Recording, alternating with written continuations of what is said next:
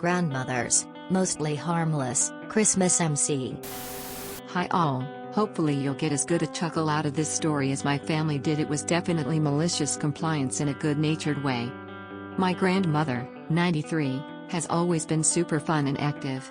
She played softball in an organized league until her late 60s, broke her elbow in her 70s while going for a backhand on the tennis court, and was always game for playing catch or throwing a frisbee around the yard when we were growing up. My grandfather, her husband, died about 30 years ago, and he was really big into woodworking. Gram still has his woodworking shop fully set up in the basement of her house. This will be important later. A few years ago, Gram needed to have back surgery.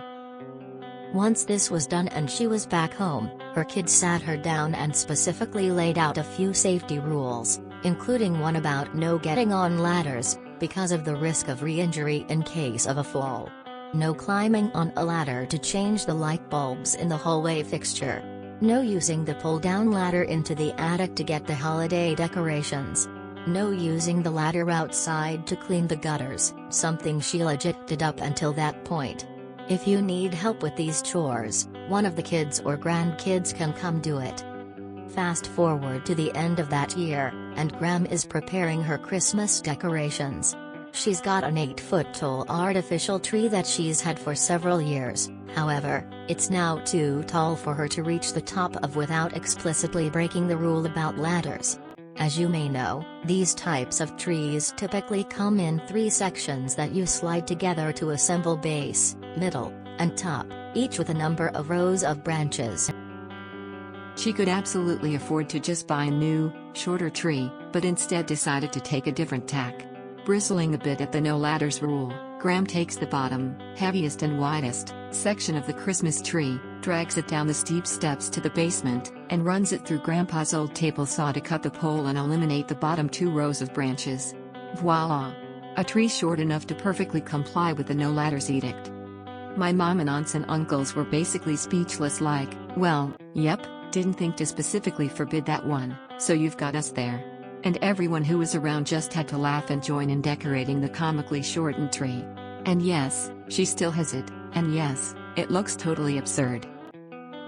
TLDR, grandmother follows the exact letter of the law about no longer climbing on ladders by lugging a heavy Christmas tree to the basement and back and using dangerous power tools to make it shorter. No one can chastise her too much because they didn't think to tell her specifically not to do that exact thing. Ha! I hope I'm as spry as your grandmother when I get older. Pretty clever of her. Brilliant. I've wanted to cut mine in half lengthwise so I can shove it against the wall and take up half the space. If your grandfather is anything like my grandfather was, he would roll over in his grave if he knew she used his table saw to cut a metal pole. Even a hollow metal pole like the one she cut. Those blades ain't cheap. Quote. Never underestimate the stubbornness of old women. Is there anything scarier than a sweet little old lady that has made a decision? Your Gram sounds awesome rolling on the floor laughing. I honestly expected her to use a chair instead of a ladder. Reminds me of my grandma. She's 96. We had to make a rule of no hanging out of the attic window to put Christmas lights on the roof. As my parents aged, my father did a similar thing. 7 feet tree became 5 feet. Then 4 feet on a wooden box. Then a 3 feet table tree. Each year we wondered if we would see a twig when we came for Christmas. Love your grandmother's spirit. Great stories and memories to have. Lol, she found that loophole. More power to grandma. You go, Gram. Your grandmother rocks. Glad she has all her fingers. That should never have been on a table saw, but maybe a miter saw. I think my dad was 80 when my mom imposed a rule. No more carrying the chainsaw up ladders. Dad did love his chainsaw. Not back surgery, but similar with my mom. She just started setting up the middle and top of the tree. After a few years, she broke down and bought a tabletop tree, getting rid of the remaining old top and middle parts. When we closed down her house after she passed, we found the base in the back of a closet. No clue if she even knew it was still there. My late father was similar. He was up on the roof patching shingles, helping the bread mission, every week slinging stacked trays full of bread, serving as an usher at Mass every week, and other tinkering things into his early to mid-80s. Meanwhile, I am over here using furniture unwisely and my husband is yelling at me to get a ladder. He sees me with my drill and he starts getting worried, rolling on the floor laughing. Ada context. I have hardware in my foot. I stood on the couch to hang a curtain to hide the mess. In the next room and the couch gave way and so did my 5th metatarsal. I had 3 prior separate fractures to the other foot. Was in an orthopedic boot most of the previous 8 months. Nobody at home was helping keep up with the house and the adjacent room was the dumping ground. I ended up in a boot for most of the time between April 2020 to summer 2021.